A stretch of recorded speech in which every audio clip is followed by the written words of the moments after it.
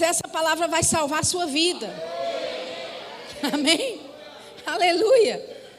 Aí, essa é a desonra de Absalão para com Davi, certo? Aí, no versículo 11 diz: então disse Joabe ao homem que lhe o fizera saber, pois que o viste, por que não o feriste logo ali em terra? E forçoso seria eu dar-lhe 10 moedas de prata e um cinto. Disse, porém, aquele homem a Joabe: ainda que eu pudesse pegar ou pesar nas minhas mãos 1000 moedas de prata, não estenderia a minha mão contra o filho do rei. Pois bem ouvimos que o rei te deu ordem a ti, a Abisai e a Itai, dizendo: guardai-vos cada um de tocar no jovem em Absalão. Versículo 14. Então disse Joabe: não me demorarei, assim contigo aqui. E tomou 3 dardos e traspassou com eles o coração de Absalão, estando ele ainda vivo no meio do carvalho. E o cercaram 10 jovens que levavam as armas de Joabe e feriram a Absalão e o mataram. Olha que coisa interessante, queridos, porque o rei deu ordem publicamente para não matarem Absalão. Todo mundo sabia. Mas veja que quando o rapaz chega para dizer para Joabe: rapaz, Absalão está ali, a gente pode pegá-lo vivo, porque foi assim que o rei ordenou. Ele disse: rapaz, por que tu não matou ele? Se você tivesse matado, eu teria te dado agora muito dinheiro, você ia ficar milionário com essa sua ação. Olha o coração do jovem. Ele disse: por mais que eu pudesse pegar esse tanto de dinheiro na minha mão, você acha que eu faria algo dessa forma, sabendo que o rei mandou mantê-lo vivo? Mas veja que o coração de Joabe não estava conectado em honra para com seu líder. E Joabe aproveita uma situação, de novo, independente, sem que o rei soubesse, contrária à decisão do rei, e vai lá e mata Absalão. Eu quero te dizer uma coisa, querido. Pode ser que algumas decisões que você tem tomado, que você não vê assim muita consequência, que você acha que não tem problema nenhum, mas um dia a conta chega. Porque assim como tem o poder da honra, como nós ontem ouvimos brilhantemente o pastor Gustavo ministrar para nós, assim também tem o poder da desonra. Se tem um poder da honra, querida, é porque a desonra vem cobrando juros. Amém? E o que é que nós vamos ver aqui? Nós vamos ver, não é, que Joabe mata Absalão, mesmo sabendo e tendo uma ordem direta do rei, que não deveria tocá-lo. Agora vamos para 1 Reis capítulo 2. 1 Reis. Aleluia. Capítulo 2. Versículo 28. 1 Reis, capítulo 2, versículo 28. Nós vamos ver aqui o fim de Joabe. Diz assim: e veio a fama até Joabe, porque Joabe se tinha desviado seguindo a Adonias, ainda que se não tinha desviado seguindo a Absalão. Vou dar uma pausa aqui. Uma outra desonra que ele fez é que ele começou a consultar com Adonias, que era o outro filho de Davi, para que Adonias assumisse o reinado. Só que Deus já tinha falado que quem substituiria Davi no reino dele seria Salomão. Amém? Então, ele também era muito político. Porque ele se consultava Adonias, ele dava conselhos a Adonias, mas ao mesmo tempo tentava manter as aparências com Absalão. Porque se um for rei, eu fico bem na fita, se o outro for rei, eu guardo a minha posição. Um político, profissional, tentando manter as aparências para manter o seu cargo. E eu quero te dizer, queridos, isso pode funcionar na política lá fora, mas no reino de Deus, Você não engana ninguém. Aleluia. Essa forma política de se manter bem com um, vai que ele é, né, aquele que vai ser levantado. E outra, ele sabia que Deus havia falado de Salomão como rei. Mas está ele aqui, às escuras e às escondidas, fazendo reuniões com Adonias e incentivando, aconselhando Adonias a de repente tomar o trono. Aleluia. Como diz o pastor Humberto, meu amigo, Jesus está vendo tudinho. Toda reunião que é feita às escuras, toda mensagenzinha mandada em WhatsApp, toda conversinha no telefone, Jesus está vendo tudinho. Sabe, muitas vezes você, querendo manter as aparências, porque vai que esse aqui é levantado e eu me beneficio com ele, mas se esse aqui também, eu também não quero criar um problema aqui. Então, vamos manter a bola de um lado para o outro e ver o que vai dar. Deus não chamou você, querido, para estar fazendo motim, para estar fazendo reuniões às escuras, tomando decisões independentes. Existe uma liderança que Deus estabeleceu. E essa liderança já estava aqui antes de você chegar. Aleluia! Tem coisa que eu não planejei falar e está saindo. Não vou me desculpar por isso. Aleluia! Aí, diz que Joabe fugiu para o tabernáculo do Senhor e pegou das pontas do altar. Versículo 29, disseram ao rei Salomão que Joabe tinha fugido para o tabernáculo do Senhor, e eis que estava junto ao altar. Então enviou Salomão Benaía, filho de Joiada, dizendo, vai, dá sobre ele. E veio Benaía ao tabernáculo do Senhor e lhe disse, assim diz o rei, sai daí. E disse ele, não, porém aqui morrerei. E Benaía tornou ao rei com a resposta, dizendo, assim falou Joabe e assim me respondeu. E disse-lhe o rei, faze como ele diz, e dá sobre ele, e sepulta-o, para que tires de mim e da casa de meu pai o sangue que Joabe sem causa derramou. Assim o Senhor fará recair o sangue dele sobre a sua cabeça, porque deu sobre 2 homens mais justos e melhores do que ele, e os matou à espada, sem que Davi, meu pai, o soubesse. A saber, Abner, filho de Ner, chefe do exército de Israel, e a Amasa, filho de Jete, chefe do exército de Judá. Ou seja, Abner não foi o único que ele, de forma independente, foi em frente e matou. Absalão não foi o único que ele foi independente e matou.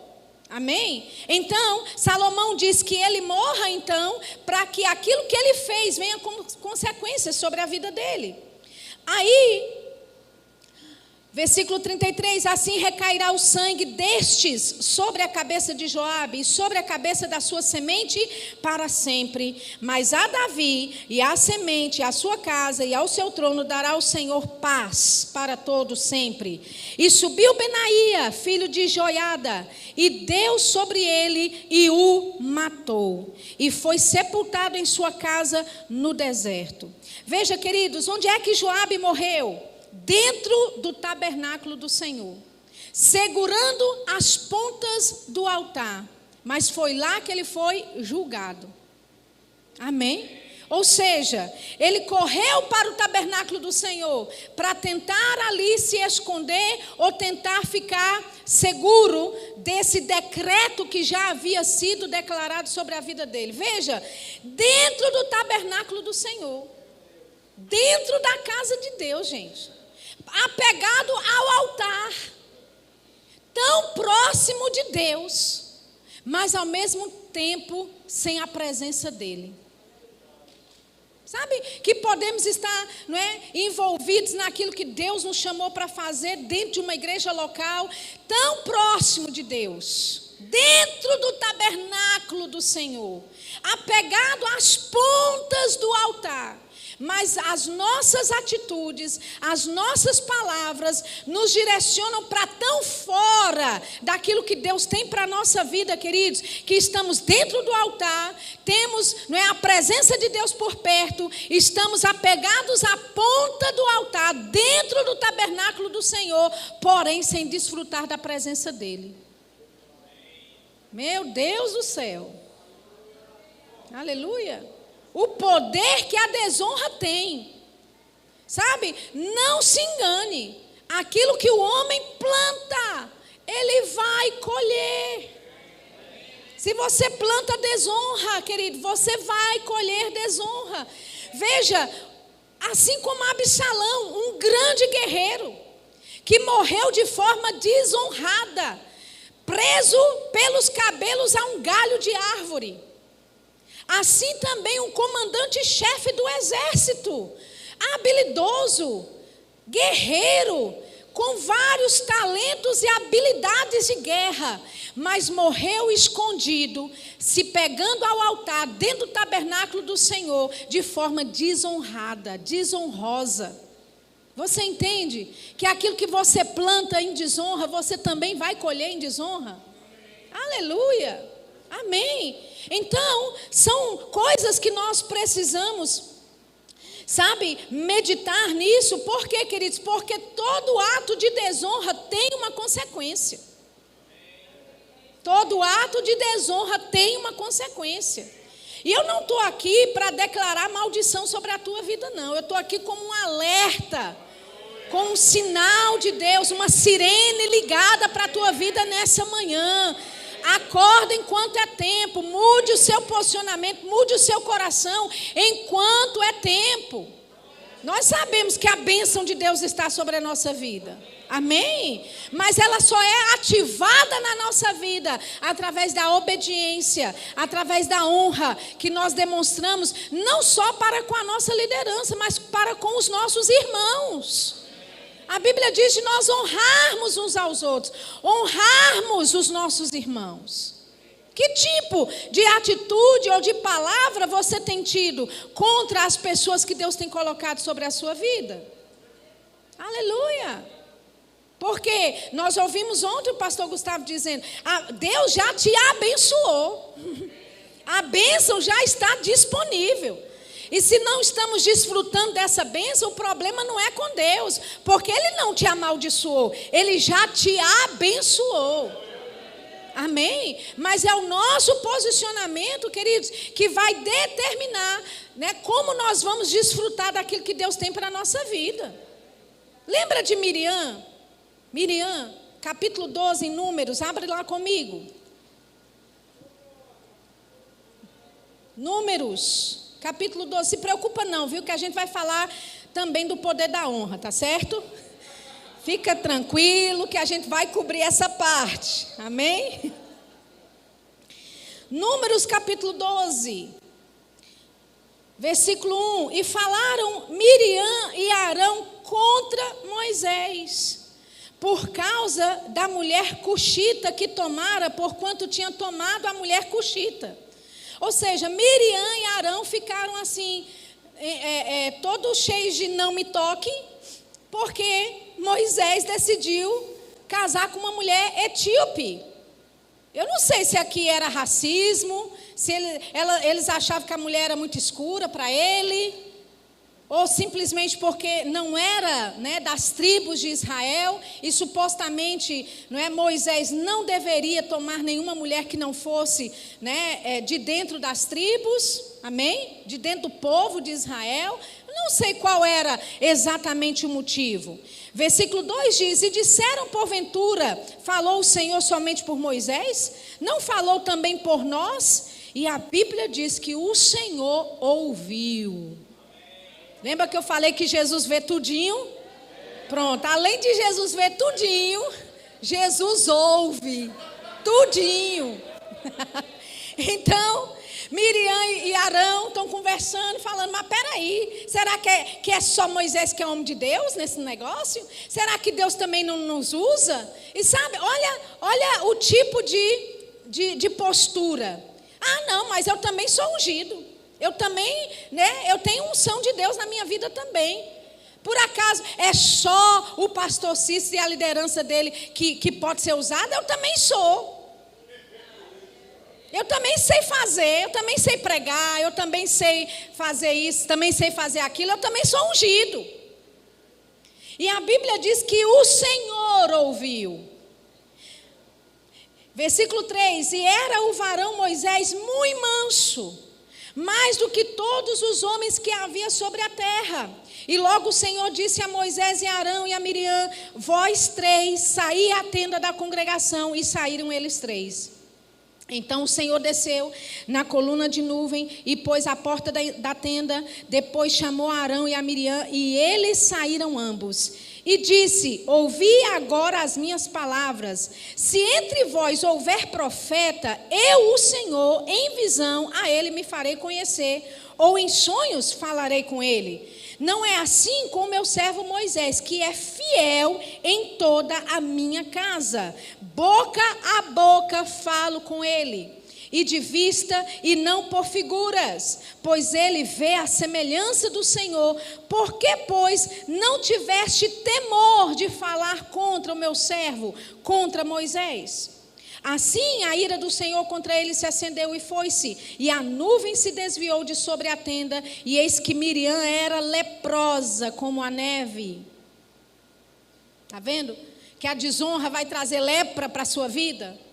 Amém? Não estamos vivendo numa sociedade onde existem leprosos, mas eu digo de forma espiritual, coisas infrutíferas, sabe, acontecendo na sua vida e você não sabe o que está acontecendo, porque essa área não avança, porque aquela área não floresce, porque eu lido com isso há tantos anos. Talvez seja um posicionamento de desonra da sua parte.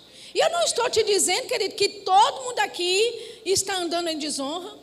E se você não anda em desonra, glória a Deus, isso aqui é só uma vacina. E não é a da Pfizer não, que você toma e depois pega de novo. Amém? Essa daqui vai te imunizar de verdade. Amém? Essa palavra aqui, querido, se não é uma coisa que está trazendo ajuste para você, está te vacinando contra algo. Amém? Porque a vontade de Deus, queridos, é que você prospere, que você avance, que as promessas de Deus se cumpram na sua vida. Amém? Que você desfrute do melhor de Deus na terra para a tua vida. Mas existe um caminho a ser feito. Não é de todo jeito. É como o Senhor determinou que fosse. Amém? Então é o cuidado de Deus com a tua vida nessa manhã. Aleluia. Então Arão começa a orar e fala: pelo amor de Deus, minha irmã ficou leprosa e tal, não sei o que. Ele pede, aí o versículo 14 diz: e disse o Senhor a Moisés: se seu pai cuspira em seu rosto, não seria envergonhada 7 dias? Esteja fechada 7 dias fora do arraial e depois a recolham. Assim Miriam esteve fechada fora do arraial 7 dias. E o povo, diga comigo, e o povo não partiu, diga não partiu, até que recolheram a Miriam. Sabe o que isso significa? Que a vontade de Deus para o povo, que era seguir e avançar, foi delongada por causa da atitude de desonra de Miriam. Porque Miriam foi desonrada e ela precisava ficar 7 dias fora do arraial. Todo o povo de Deus estava lá esperando a irmã ser limpa da lepra. Quantas vezes, com a nossa desonra, nós não estamos impedindo a igreja do Senhor avançar? Quantas vezes, queridos, com as nossas próprias atitudes, nós impedimos a liderança de avançar mais velozmente para aquelas coisas que Deus já determinou? Amém? Sabe, a sua atitude de desonra não afeta só você não, eu quero te dizer, afeta todo o corpo. Por mais que você lide sozinho com as consequências, mas o corpo não avança por sua causa. O corpo deixa de desfrutar de coisas, sabe, que Deus quer fazer de uma forma mais rápida, mais veloz, sabe, de uma intensidade maior. E talvez a igreja inteira não desfrute disso. Por quê? Porque tem uns ou outros como Miriam. Então, veja, o seu posicionamento de desonra não atinge só a você e a sua família, mas é o corpo de Cristo inteiro, que muitas vezes é paralisado, é prejudicado. Toma, sabe, um baque aqui, outro baque ali, e aquilo que a igreja e a liderança poderia estar fazendo de colocar esforços e energia para que a igreja avance, a liderança está colocando esforços, né, e energia em algo para sanar o povo. Você entende? Que você pode estar sendo um instrumento para que a obra de Deus, aquilo que Deus quer fazer no meio de vocês como corpo de Cristo, não avance por causa de uma atitude. E queridos, tudo que Deus está propondo para você nessa manhã é só um ajuste no coração. É só um ajuste no coração. Amém? Para quê? Para que você não morra como Absalão, pendurado e humilhado num galho de árvore. Para que você não tenha o mesmo fim que Joabe, grudado nas pontas do altar, dentro do tabernáculo do Senhor, sem desfrutar da presença plena dele. Amém? Então, nós precisamos, queridos, entender que o meu ato, a minha expressão de desonra pode prejudicar todo o corpo, porque somos um corpo de Cristo, somos membros uns dos outros, estamos ligados uns aos outros, querido. Amém? E se o meu dedinho não quiser avançar junto com todo o resto do corpo, vai dar problema. E sabe, estamos vivendo em tempos em que nós, como cristãos, precisamos entender aquilo que Deus está nos propondo para esse tempo. Porque, queridos, a cada dia mais há um funil acontecendo. Sabe, coisas que ontem você podia passar livremente, hoje já não dá mais. Coisas, sabe, posicionamentos que você tomava antes e que até podia passar, hoje não passa mais. Deus está querendo e propondo do corpo de Cristo, o povo dele, se posicione, sabe, de forma que você desfrute da bênção de Deus, para que você avance com o plano de Deus, porque, queridos, tem uma grande obra para ser feita. Muitas vidas ainda para ser salvas. Amém? Muitas coisas ainda para acontecer, e é você que vai ajudar nessa colheita dos últimos dias. Deus conta com você para que essas pessoas elas sejam alcançadas, transformadas e mudadas na vida delas. Quantos estão entendendo isso? Aleluia! Agora, quando a gente fala, não é, do poder da desonra que eu acabei de dizer, existe também o outro lado do benefício, que é a honra. Amém? O poder da honra. Você se lembra de Ana? A Bíblia diz que ela queria muito um filho. Eu vou acelerar aqui, talvez nem abra nesse capítulo aí por causa do tempo. Mas Ana, ela desejava muito ter um filho. E ela era estéril. E ela orando um dia, lá no templo, a Bíblia diz que ela estava amargurada de espírito. Ela estava, sabe, orando, crendo no Senhor. Talvez, queridos, ela estivesse naquele dia descabelada dentro daquele templo. Eu não sei, porque o sacerdote Eli pensou que ela estava bêbada. Então não era só porque ela estava balbuciando a oração dela. Talvez ela estivesse, sabe, naquela situação onde a maquiagem não importa, o estilo do cabelo não importa, porque ela só queria a resposta de Deus para a vida dela. E sabe, o sacerdote Eli, ele já estava andando em pecado. Por quê? Porque ele deixava os seus filhos, Ofni e Finéias, que eram sacerdotes que serviam no templo do Senhor, fazer todo tipo de coisa errada. E ele não corrigia os seus filhos. E Deus era contra essa atitude de Eli.